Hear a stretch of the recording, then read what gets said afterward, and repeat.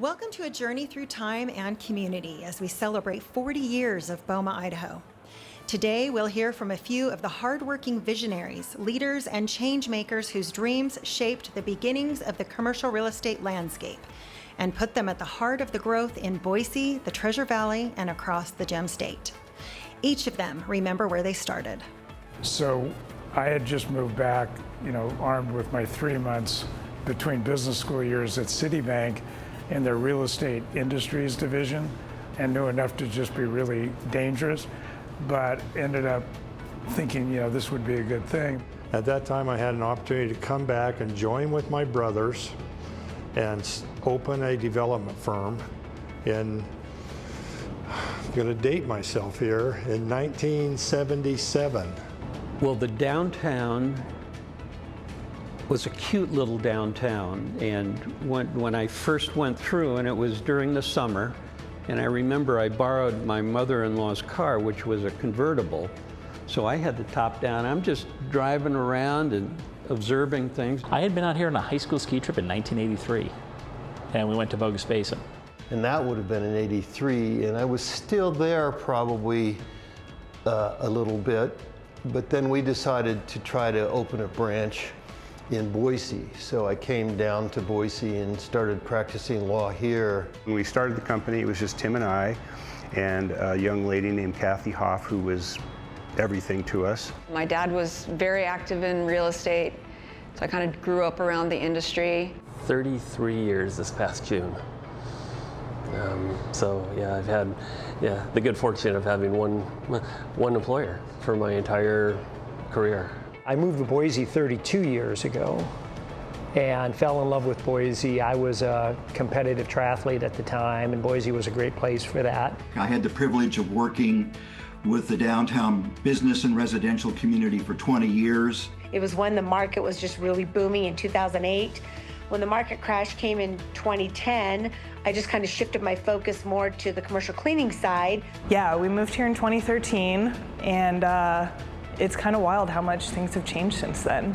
In the 70s, with a population of roughly 75,000 and a downtown core that had largely been flattened by a devastating fire, Boise was on the verge of a change. There had been this long, sort of painful kind of journey of the downtown area south of Maine, that 4 blocks being leveled, and then nothing really replacing it for many, many years. We decided in the late 70s that Boise might be ready for an office building, and that might be a catalyst then for other things to happen. I just remember standing on a flatbed truck at 9th and Main and looking kind of behind where I was standing and thinking, I sure hope we know what we're doing. At that time, I was working for Greenwood Ski House during the wintertime, and they were trading me over to Georgia Cycles. I was like chattel to them, and eventually the folks at Georgia said, we really like him, we're going to keep him, and they did, and I was a partner there for almost 10 years before the folks at Collier's called and asked if I would consider a change of careers. I was kind of a unique individual. I had some experience in the construction industry, and the building/development side always intrigued me, and I had a mentor that basically directed me to go into brokerage because it exposes you to a lot of different facets of the business. With business growth, Idaho experienced an expansion that created challenges in infrastructure and opportunities to make an impact. And in the mid-'80s, with the hope of growth in the local industry, many commercial real estate professionals expressed the need for a way to connect with each other, where they could find resources for education and networking. They filed a request with the Building Owners and Managers Association International, operating since 1907. And on March 25, 1985, a small group of leaders filed with the Secretary of State's office, creating BOMA of the Treasure Valley.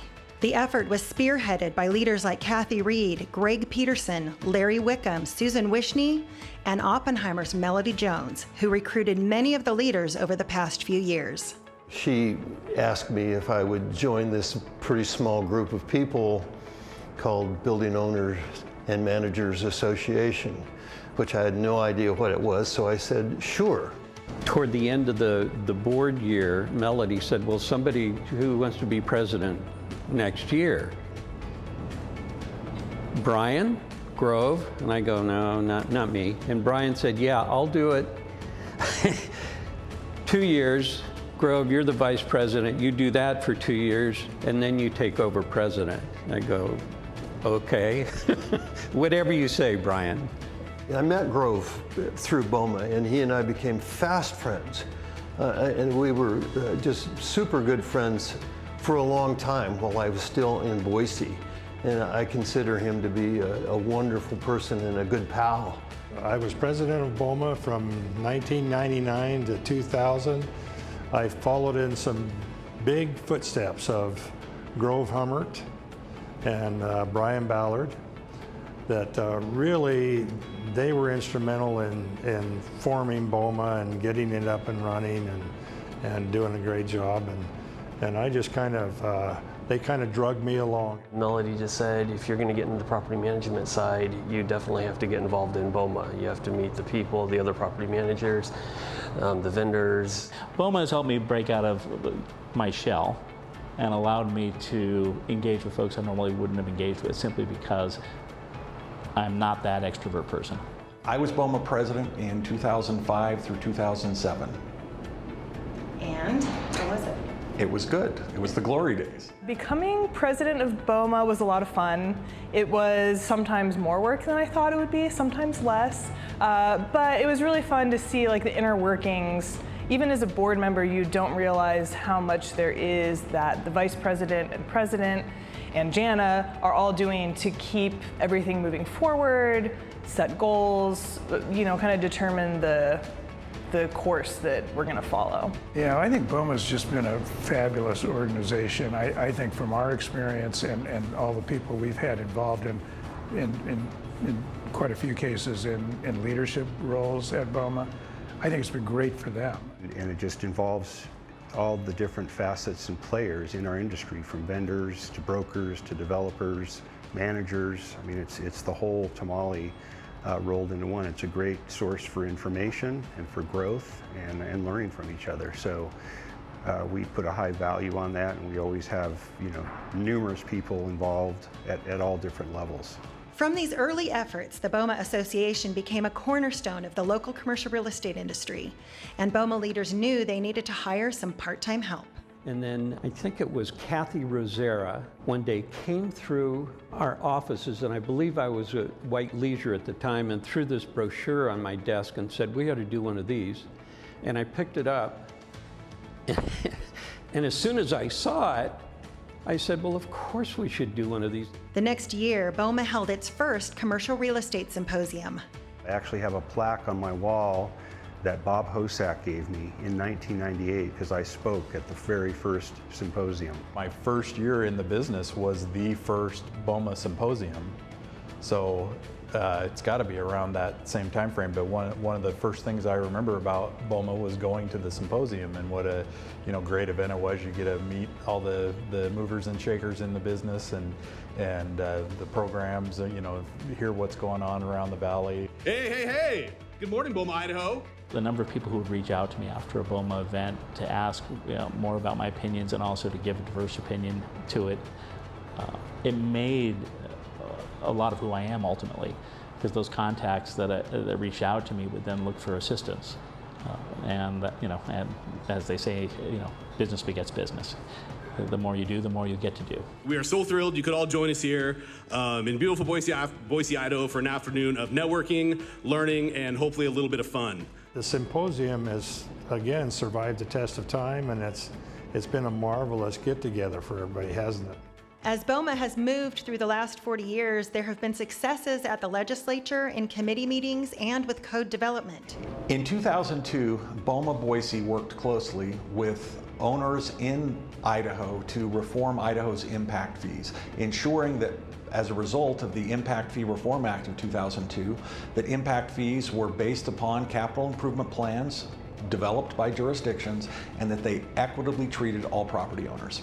Local BOMA leaders were instrumental in helping the Idaho Legislature and Division of Building Safety implement appropriate inspections and codes for elevators in commercial buildings, and continue to work with these groups to ensure that Idaho appropriately implements the International Building Code and other codes. Our BOMA members have been called upon regularly to work with state and local officials on regulatory matters. Many times regulations are developed by cities in the state of Idaho that just don't understand commercial real estate. We've worked on that in terms of commercial leasing, property management, and a variety of subjects where we have ensured that the industry's concerns are addressed. You learn a lot, both from each other, best practices. You know, what have you learned from this experience? What have you learned from this experience? What have we learned from this experience, kind of thing, as well as just all of the resources that BOMA brings together for the benefit of the membership's ability to continue to learn and continue to grow. A couple of the real significant relationships that I've made in this business have been at those BOMA luncheons, just happening to sit next to someone that ends up being a relationship that made a big difference. With big projects and resilient leaders, our storytellers remember those that impacted them. For Oppenheimer, it was his friend, fellow developer, and entrepreneur Peter O'Neill, who passed away in 2021. But Pete really deserves a lot of credit for kind of taking the time to look at the overall master plan. And the good news when he got to that point was the project's going to be so much better off, and most importantly, downtown Boise is going to be so much better off. So we ended up with a really thoughtful kind of core of downtown that we all enjoy so much now, but it took some vision of that kind of leadership to make it happen.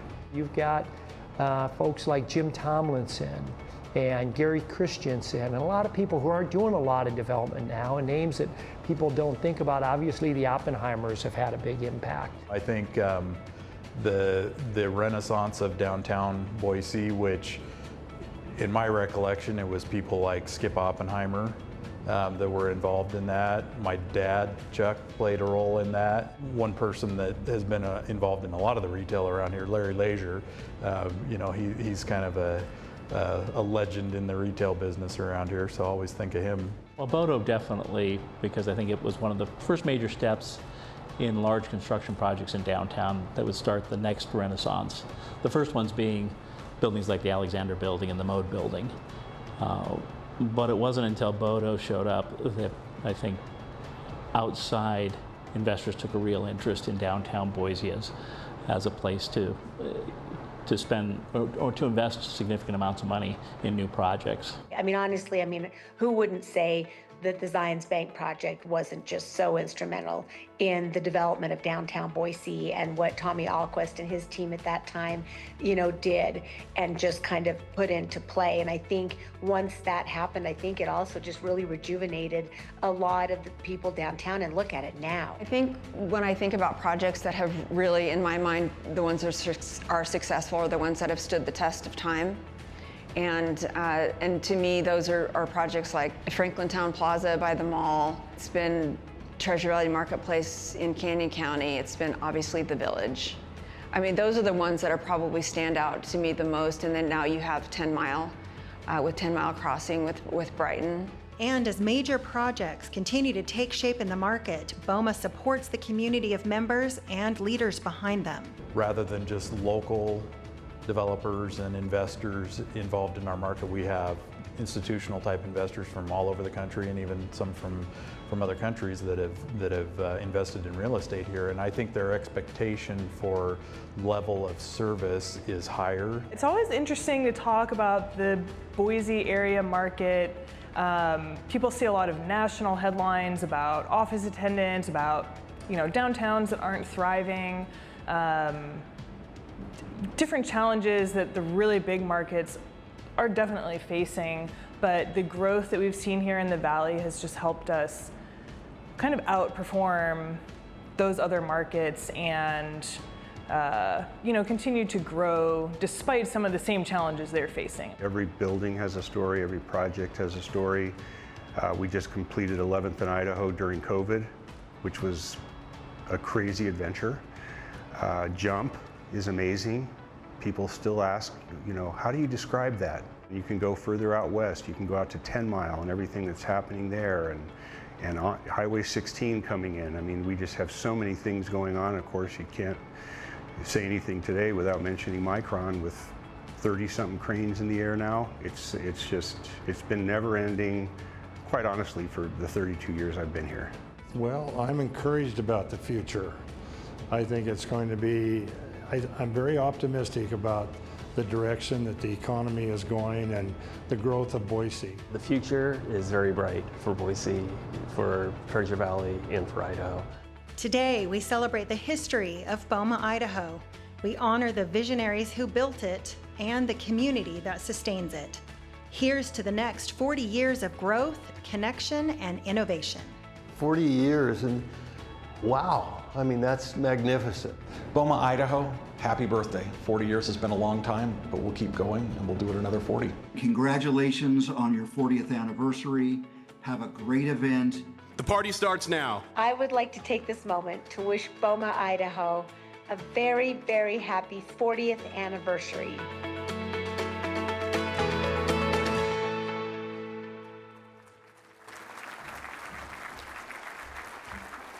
Putting those clips of me in that video was not what I had expected or hoped for, so I apologize to everyone who had to see that. I'm going to try to keep my voice down now, apparently.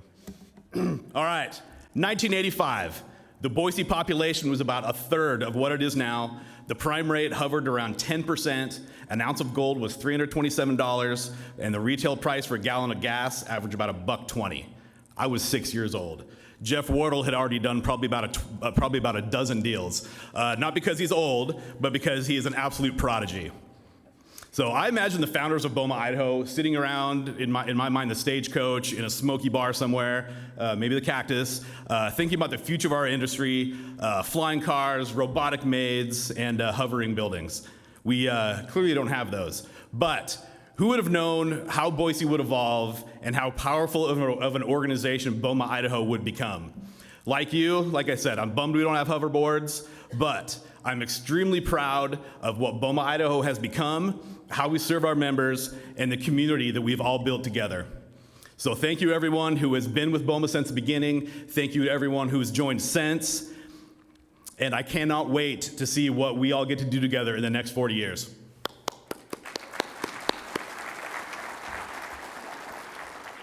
So I believe there are some mayors, city council folks, public officials in the room. If you're here, maybe take a bow or wave. We all appreciate very much what you do. Thank you for being here.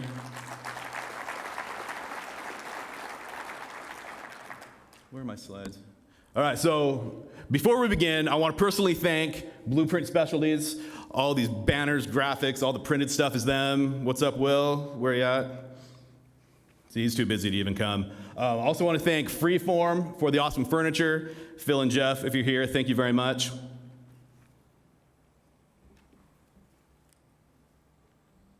All right, a couple quick things. Oh, did that go too far? Maybe. All right, so if you're looking for CE credits, obviously BOMA, we're all about education. If you're looking for some CE credits, make sure to hit the BOMA booth right in the middle in the back there. Make sure you do that. BOMA Idaho membership. If everyone in this room, I hope you're a BOMA Idaho member. I'm sure there's a lot of people that are not. If you're not, same thing, please visit the booth in the back. Come talk to any of us. Hit the BOMA website.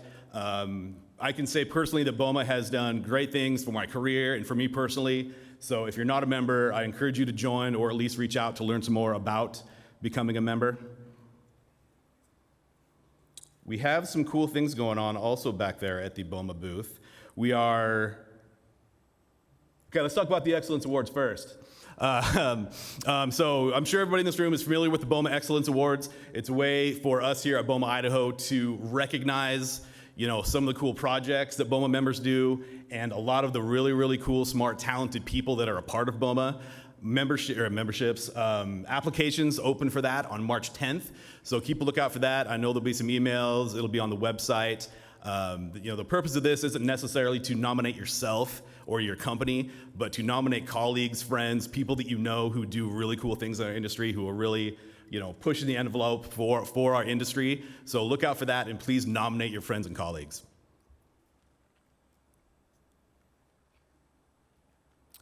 One very new thing that we're doing this year, which is awesome, we want to send a principal BOMA Idaho member to the BOMA International Conference in Boston this year.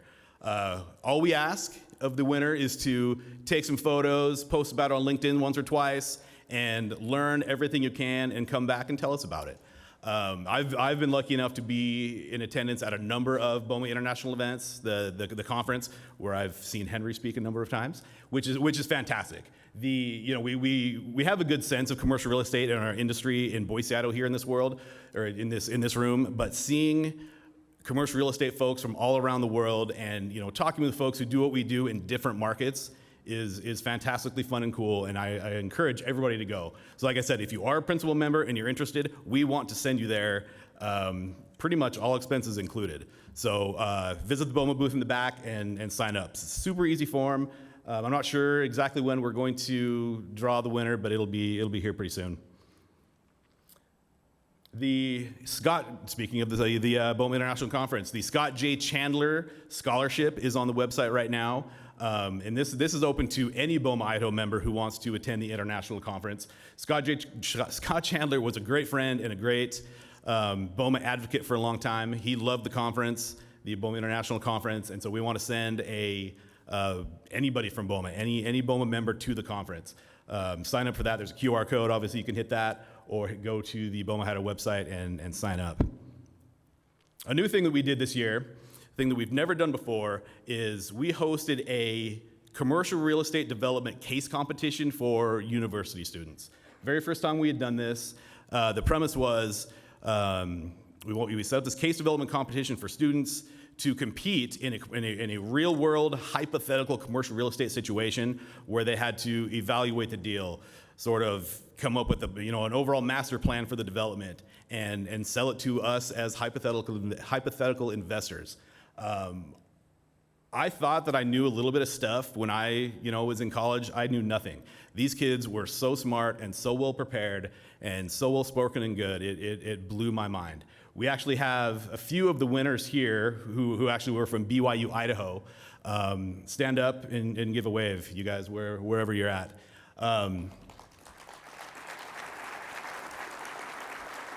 Yeah, these guys were fantastic. Any of our these guys are all, and gals are all seniors, juniors, kind of getting ready to graduate. Any of our organizations would be lucky to have them employed with us. So I encourage you to go talk to these guys. They are top notch. So we have a great program for you today. We're about to hear from some great speakers, and we're about to learn a whole awful lot. So Dave Winder, please come up here.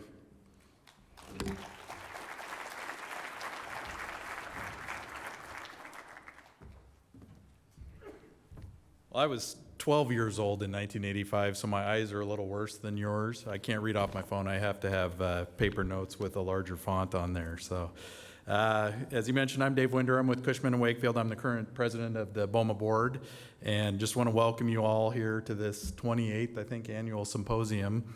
On behalf of the board, this is one of Idaho's longest running and most popular commercial real estate industry events, and without everybody here, it wouldn't happen. We also have some BOMA International royalty in the room that I want to acknowledge. You're going to hear from them later, but Henry Chamberlain and Manny Moreno are here. Thank you very much for making the effort to come, and thank you to Jeff Wardle, our own BOMA legend, for arranging for them to get here. So look forward to hearing from you guys. A few years ago, the board instituted an annual partner program that it allows partners to pay a one-time fee to participate in and be recognized at every event that BOMA Idaho does throughout the year.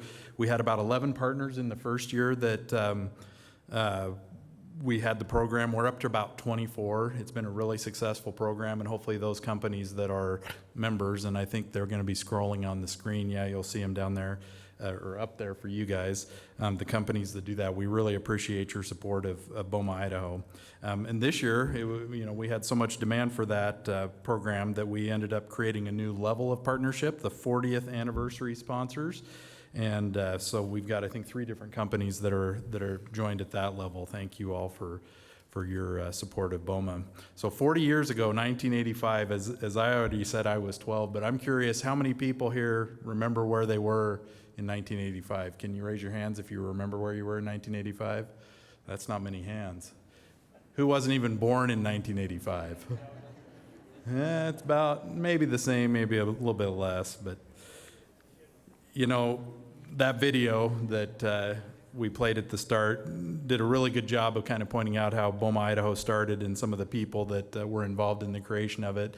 I'm really impressed. We even got Bob Hozak out of the Witness Protection Program to be here today. So exciting to see a lot of those old faces and people that have been instrumental both in BOMA Idaho and in all the things that have gone on in the valley around here. Last year, BOMA Idaho's 39th year was a successful year for the organization, and 2025, which is our 40th year, is lining up to be another great one. We're planning more of the first-class events you've grown to expect from BOMA. We'll be offering BOMI courses that lead to some of the most respected designations in the industry, so look for that. That's something we haven't done for a while. Check our events calendar for when those will be coming up. And then we're expanding our advocacy efforts both on local, state, and federal levels. And none of BOMA Idaho's success would be possible without our members, and I just want to acknowledge everybody. I think there may be one or two of you around here that were the founding members, and then thank everybody that has been a member since, everybody that's sponsored, and especially everybody who's ever volunteered to be on the board, on a committee, or to participate in an event. Without all of you, there's no way this organization could have been around here for 40 years. And last but never least, Jana, our association executive, wherever she's hiding around here, she's been herding us cats for longer than she'll allow me to say, but it wasn't 40 years. So thank you, Jana. So coming up next, we're going to have a quick video recognizing the sponsors, including our platinum sponsors who are up on the screen too. Again, these are event sponsors that sponsored this event specifically, so thank you for your support of this event. Thank you all for attending, and I hope you enjoy the rest of the symposium.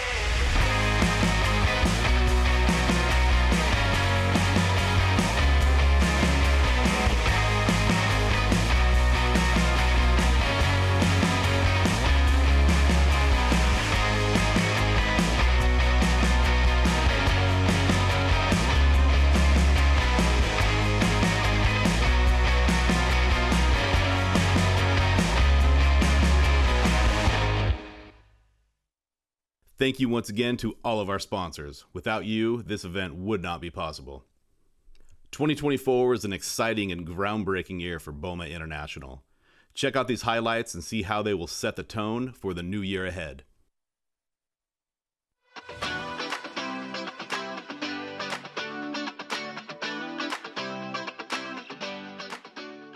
BOMA International had an exciting year in 2024 with packed events, our growing carbon reduction challenge, new leadership, and fully updated RPA courses.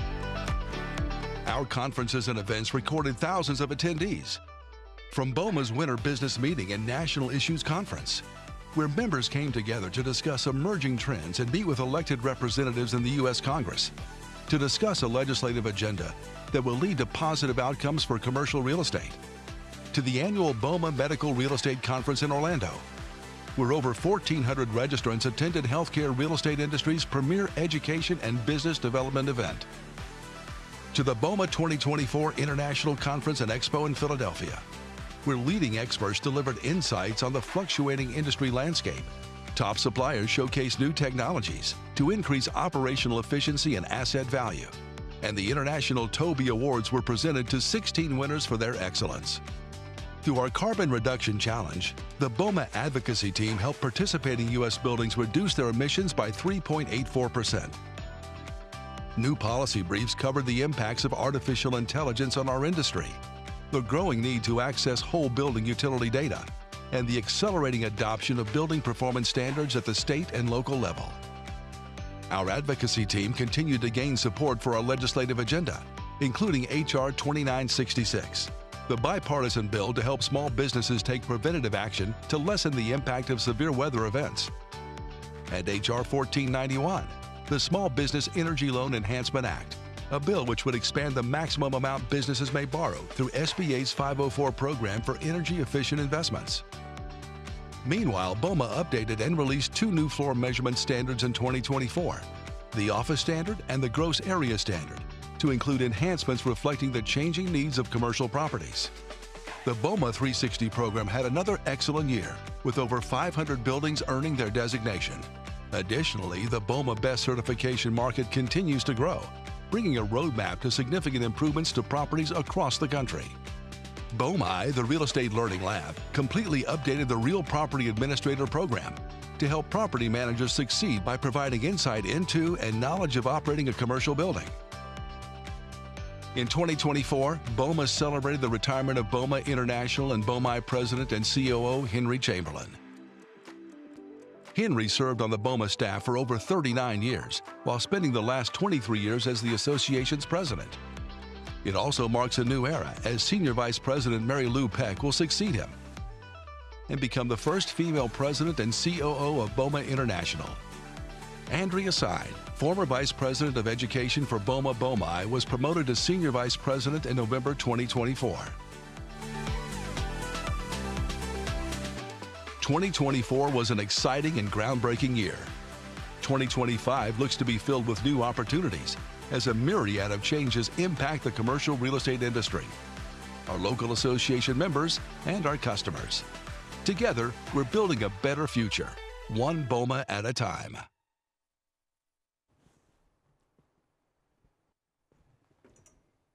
It's okay to applaud.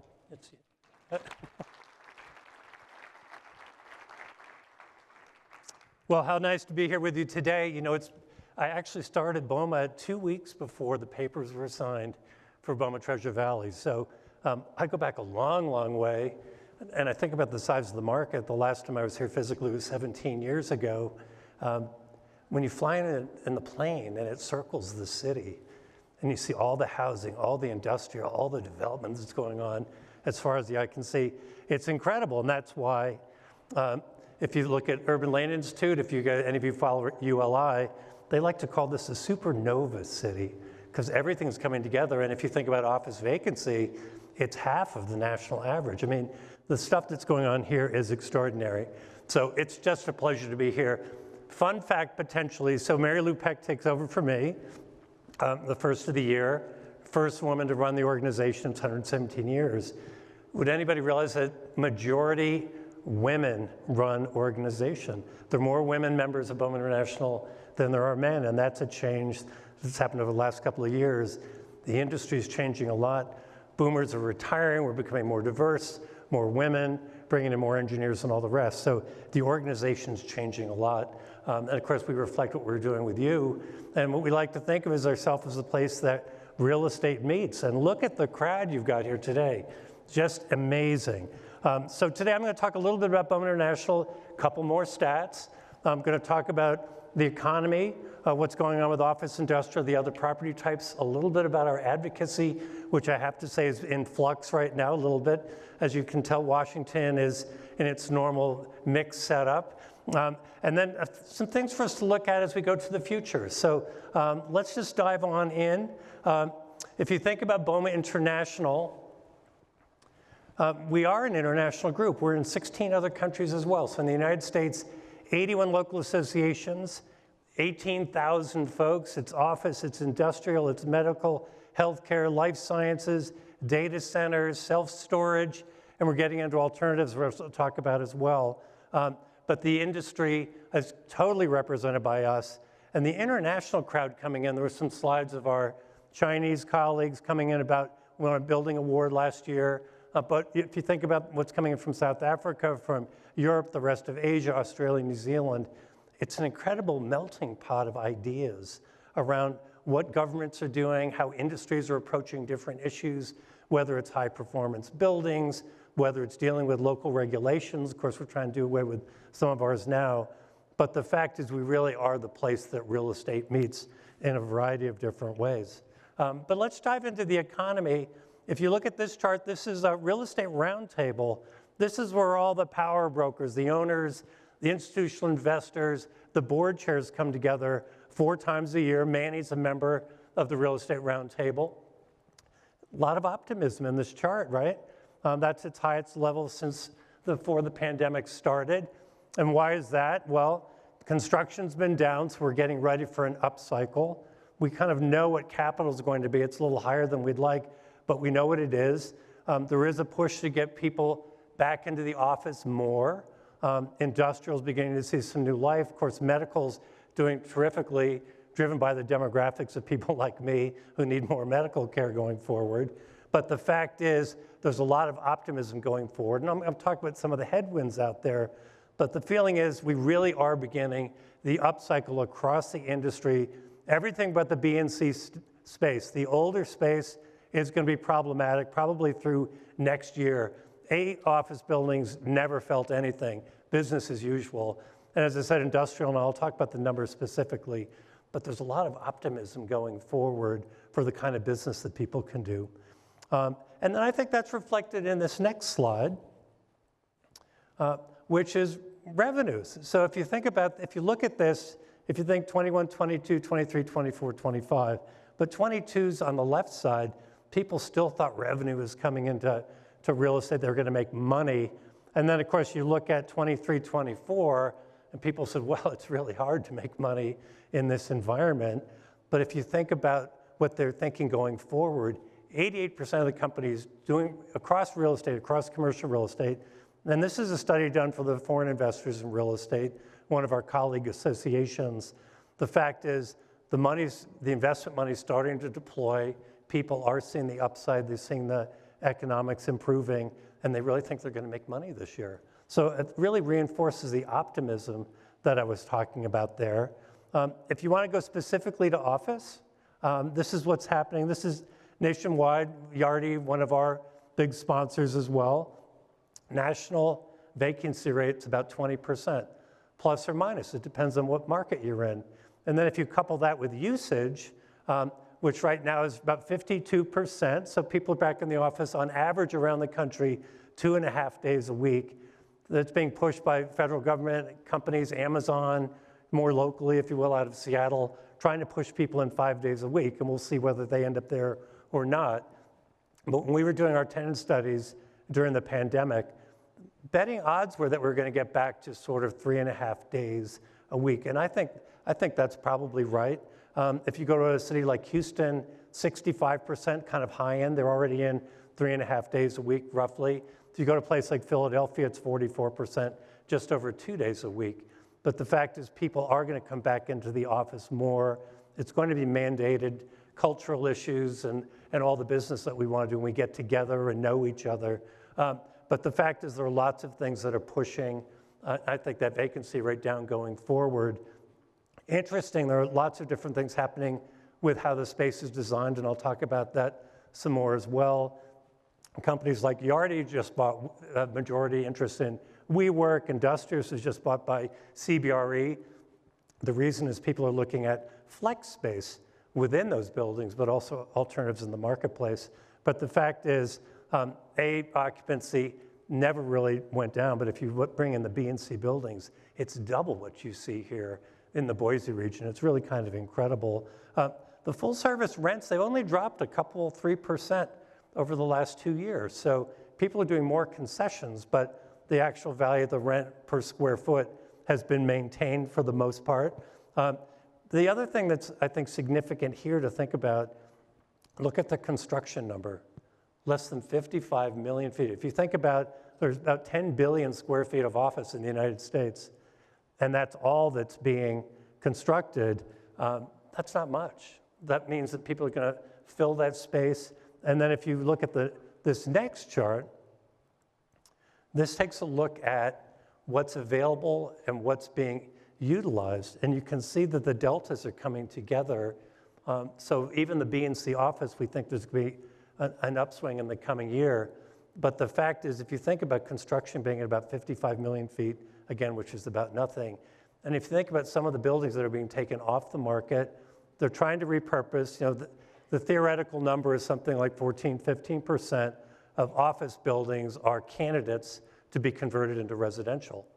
And then they're now starting to favor the newer buildings, not the older historic buildings. They're doing some of those as well. But the buildings built in the late 90s into the 2000s are the ones they're looking at. But if you think about construction under control, buildings coming offline, the fact is we're going to reach equilibrium sometime probably the back half of this year, and then we're going to start to fill that space. We're going to start to build new real estate. So office is really ready to take off in some nice ways.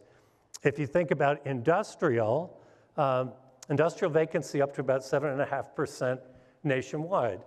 Historical average for industrial would be about 6%. So it's a little bit higher. If you look at the rents, you know, we're looking at $8.50. There are deals being done for 10 plus in different markets around the country. But those rents continue to be strong, continue to be moving up. And even this number, if you look at the construction number, under 400 million feet, that's the smallest number we've seen in years and years for the industrial side. Another thing I'd point out is that even though they have been down a little bit over the last year, 70% of the investment companies out there say they're going to go after industrial this year, distribution, warehouse states, and manufacturing as well. But industrial is really poised to do some really interesting things going forward. So it's below historical averages, but it's still really high. If you think about the risks, there are a lot of them. I talked about some of the positives. You know, we've got a solid workforce. We know what capital is going to cost. It may come down a little bit. Inflation's pretty tame at this point, around 2.5%, 3%. There's some people who think that it might go up to 4% this year, which isn't something we would want. The fact that there's a chance that inflation will come back somewhat is the reason the Fed may pause for a while longer. You know, at the last open committee meeting that they had last week, they paused on reductions. People were hoping they'd do another quarter point when they were coming into last fall and potentially do an entire point this year. Fed funds rate 4.3%, thereabouts. Fact is, people are out there getting 6-7% money out there, but we're hoping that Fed is going to reduce that so the cost of capital will come down. But the fact is, people know what things cost now. They see the construction's down. They see that there's the capacity out there for people to come in. I'm going to talk a little bit also about on the office side in terms of space, but people are ready to come into all the different property types and make some things happen. So cyber risk would be another one that's out there. I don't know how many of your companies, how many of your buildings have been attacked, but the cyber crime is on the rise. People are spending a lot of money protecting their data, protecting their systems. It's a headwind, it's a cost that people need to be thinking about. And then politics. I mean, Washington, Capitol Hill has not been very functional for a long, long time. I think about a bill that we've had in process for the last 3 Congresses, so that would be 6 years, Small Business Energy Loan Enhancement Act. It's taking an SBA loan vehicle of $5 million and doubling that. It's not a handout. It's a loan that we would pay back over time. And that would be investing in these primarily B buildings to upgrade them, to bring in the systems, to make them viable in their marketplaces. Well, that's probably one of those bills that's dead now in this new climate. We have one on the EV batteries and the fires that have been happening so that we can regulate that, so we can come up with some standards in terms of the batteries that people have in those things. But the fact is, in terms of real estate, we don't think a lot's going to get done.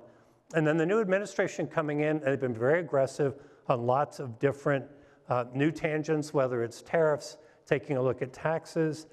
They just picked on carried interest, and I'll talk about our agenda out there. But all of that creates uncertainty. So, what do investors do when there's that level of uncertainty? They sit back and they wait. So we think you're going to see probably the market recover more back half of the second quarter into the third and fourth quarters of this year, because there's a lot of uncertainty that's out there. And this is the tax policy piece that I was talking about. I think many of you know the 2017 Tax Act. The first Trump administration was passed early in that term. And there were lots of good things in it for real estate, for business in general, including in there carried interest, like-kind exchanges, capital gains tax rate, and all the rest. Well, you may have heard over the weekend, carried interest is in the frying pan right now because they're looking for some pay-fors, right? The federal deficits have been immense. I think last year was $1 trillion too. And you think we have 34 trillion as a deficit now. So what they're looking at when they're looking at capital gains rates and they're looking at corporate tax rate, individual rates, if they're going to lower some of those, they want some pay-fors. One of those may be carried interest. They may look at like-kind exchanges. That's something they don't want to see anymore either. So there's uncertainty around the tax package.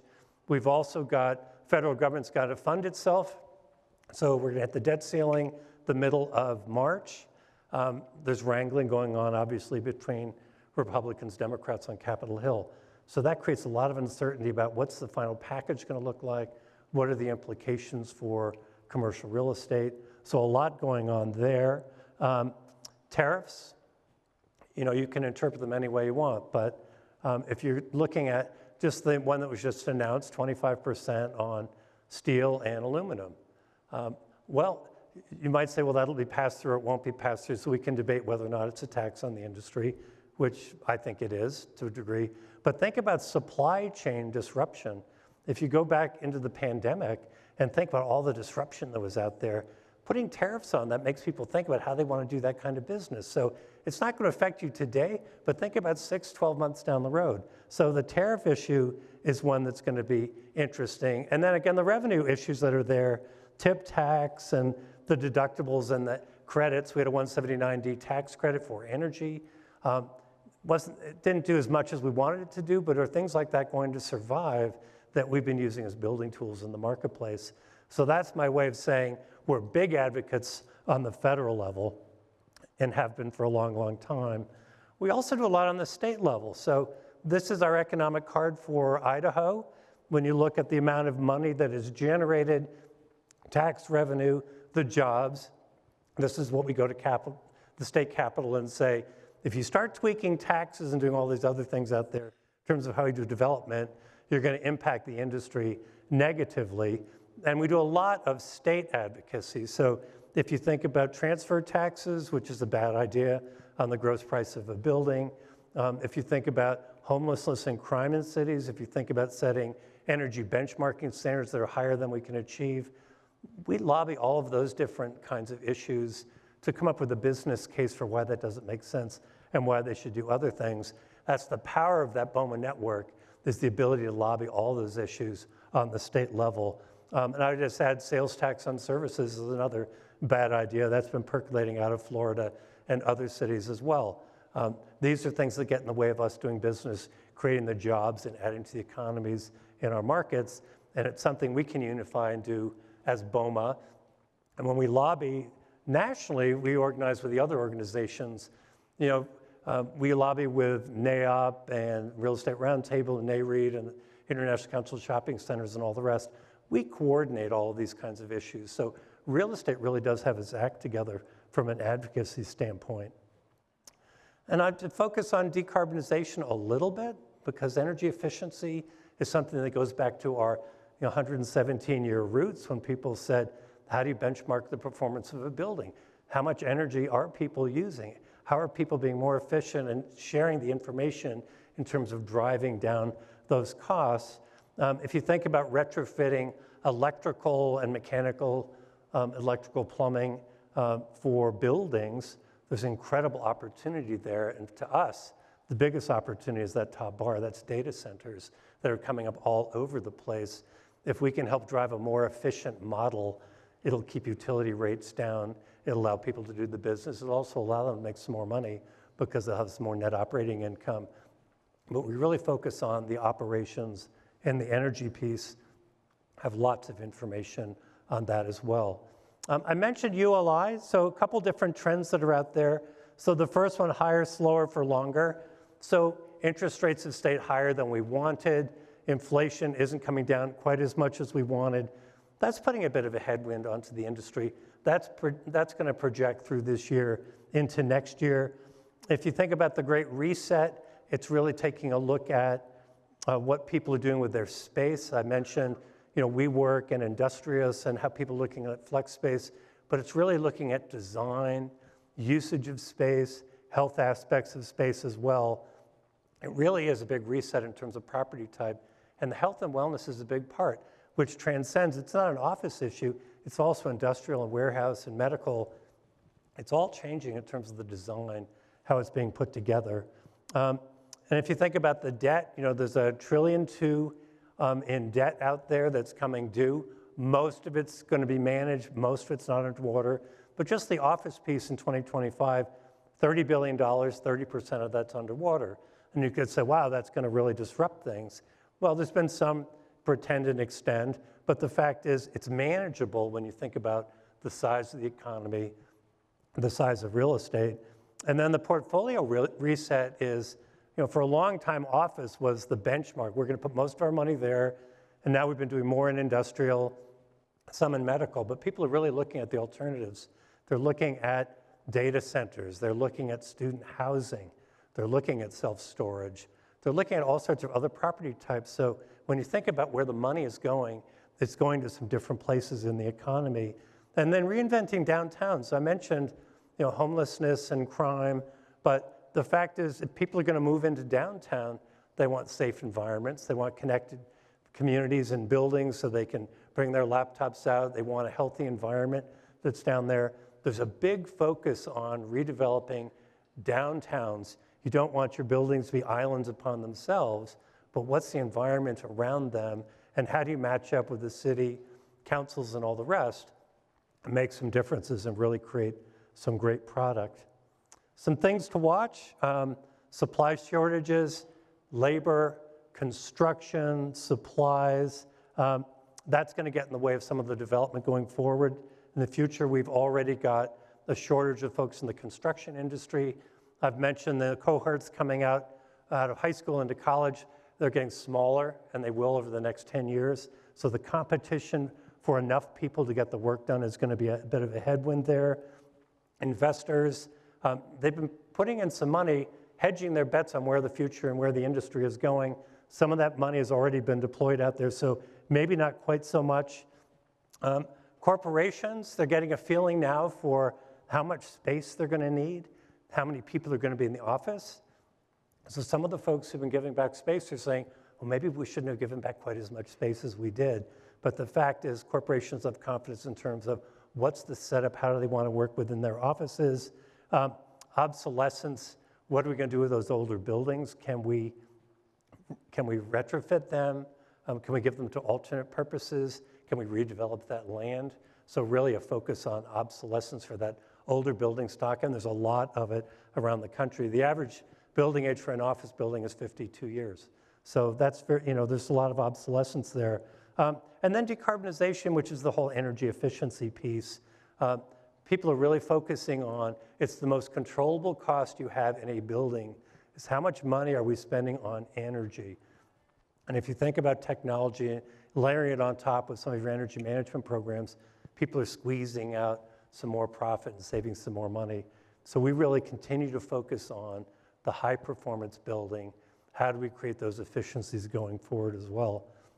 And all of that is a way to say that we really are beginning the upcycle. The best is yet to come. A lot of good things coming up this year. And we can look forward to that across all of the property types. Thank you. And now it is time for all of us to learn about the state of the industry and how BOMA offers solutions to today's challenges.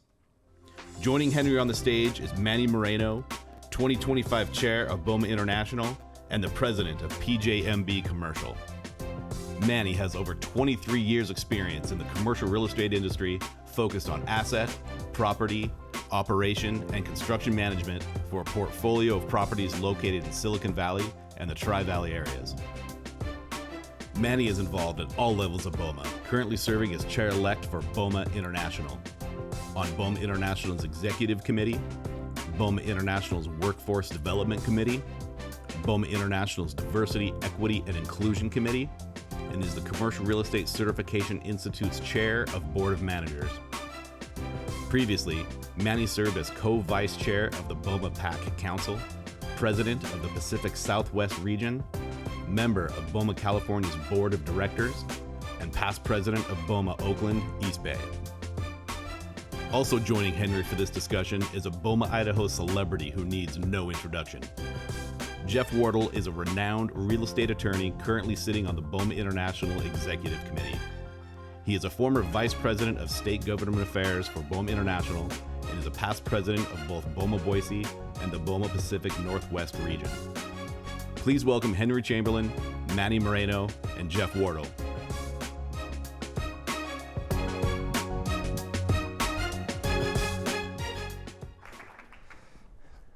Well, thank you, and Manny, thank you for joining us for BOMA's 40th anniversary.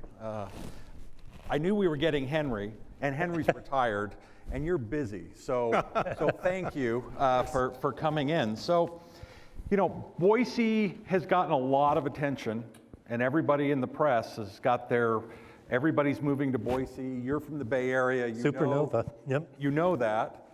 And I've driven you around, and I almost took him to Reno this morning. But, Manny, does the hype match the reality? Of course. We wouldn't be here if it wasn't, right? I mean, it's exciting to see, you know, from my perspective in the Bay Area, you hear about Boise, you hear about all the people from California that's moving out there, not quite sure what to expect, not quite sure with the growth that's happening. And to go out today and to really see that growth and the sprawl that's happening, to see the new development that's happening, to see the amount of money or to hear about the amount of money that's being spent in this valley is mind-boggling to me. And I think that should be exciting to all of you in this room. And it really supports all the work that you've been doing over the years to continue to support not only BOMA and BOMA Idaho, and BOMA International, but the commercial real estate industry in this area, right? You cannot get to the level of success and have the companies that want to spend money here if it weren't for everything that you all are doing on a day-to-day basis. And so I think you should be very happy about that. I think it's very exciting. And I can't wait to come back, and hopefully it'll be less than 17 years like Henry, but you know, there's a lot going on, and so I want to see how it all plays out. So the last time Henry was here, 17 years ago, Pacific Northwest regional meeting, and we had a barbecue in my backyard the night that Lehman Brothers was melting down and John McCain and Barack Obama were debating, and we didn't know the world was ending, but it did. But it came back, and in 17 years, Henry, what has impressed you from what you've seen in the last 24 hours? Well, I don't recognize much of the city anymore. It's really different. You've preserved some of it, but you know, downtown's redeveloping obviously as well. But yeah, it's the scale. As I've said to people I've been around the last day or so, we flew in and we circled the city coming into the airport. It's just the scale. If you look at what's going on with residential, and when you look at the warehouse, and the products changed quite. We were talking about that this morning. You know, we're going to 40-foot ceilings and all the rest, but not the traditional older industrial. But you think about that, and you've got the medical campuses, and also I just think about the federal money that's come in with some of the big developments and CHIPS Act and the impact of that. But you just look at the vibrancy here, and you hear about Supernova City, and occupancy's 90% as opposed to 80 around the country, and all the rest. But when you see it when you see it in person, and the dollars, it's incredible. Well, while we were out this morning, we were looking for electricians, and we still didn't find any. So, I mean, we went everywhere where we thought we could find them. But that leads us to the topic of workforce development. It's something we talked about earlier. And Henry, to be honest, people do not appreciate that when we look back on your career, you will be the man that we remember, the leader who brought peace in our time and brought BOMI and BOMA back together, ending years of confusion. But talk a little bit about that process the last couple of years and how we're positioning ourselves to better educate the workforce as we go forward. Yeah, so a huge thing. I mean, traditionally getting people involved in the organization was around education and training. You take courses, you meet people, you get involved, you want to be members, and of course you all should be members if you're not already. There's a booth in the back. But education training is incredibly important. Traditionally they do sort of college level courses and you build your designation. The younger cohorts are really looking, they're more online, they like technology, but online education training, shorter courses, things I can post, I've got my credentials, they're on my LinkedIn page and all the rest.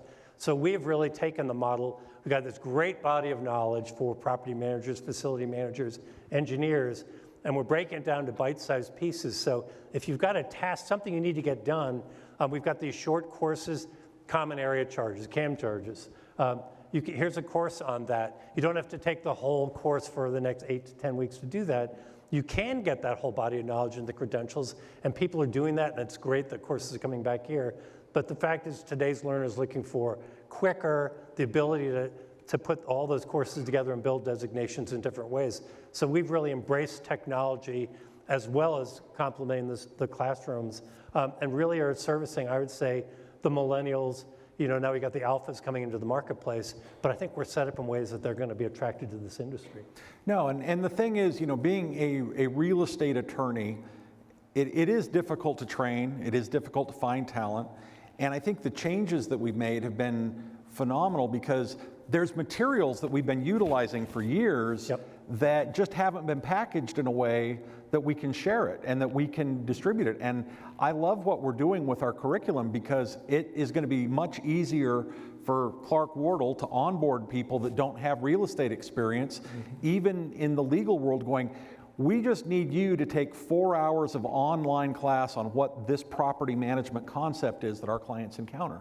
So thank you. I mean, I don't think anybody appreciates how big a deal it has been that we have brought BOMI and BOMA back together. Because before I pivot on some workforce development, I mean, it's really impressive how we've integrated the staffs. You want to talk about that, Henry, and how we're using? Well, yeah, so BOMA staff, including our advocacy team with 30 staff, $11 million budget, working with all the local associations. BOMI, 19 staff, a $4 million budget. So we have come together and blended those two teams to take advantage of the skills that are out there, from marketing to curriculum development to designing new education training. And we've really created a high-performance team relatively quickly. And Mary Lou's been great in terms of driving that train along with Andrea. But yeah, I think we're a much more powerful group right now because A, the confusion's gone, but B, we've taken the resources, and you can do more when you've got 15 million than when you've got 11, right? Now, Manny, as you've served as an officer the last 3 years, our officers have been heavily engaged in workforce development, and you have been a vocal advocate for that. How do we create an educated and engaged and stable workforce? Tell us, please. That's the $50 million question, right? I think part of it, well, not part of it, but the start of it is just letting people know that commercial real estate is a viable industry and a viable career path. You all wouldn't be sitting in the room if you didn't think this was a rewarding career, right? I know I never intended to go into commercial real estate. I bet if I asked you to raise your hands if you intended to go into commercial real estate, most of you would not raise your hand. And so we need to continue the outreach to get new people in, and not just young people, new people in general, mid-career professionals that are looking to make a change. I think the number, 3 or 4 career changes in your life. How do we get those mid-career professionals into the industry? What are we doing to do that? Once they're in the industry, how then are we working to get them educated? The new BOMA-BOMI merger was a huge step forward for us. We have an education committee that helps create that content. What do we really want to go? How do we continue to be nimble and focus on the new generations that are coming into the workforce? And so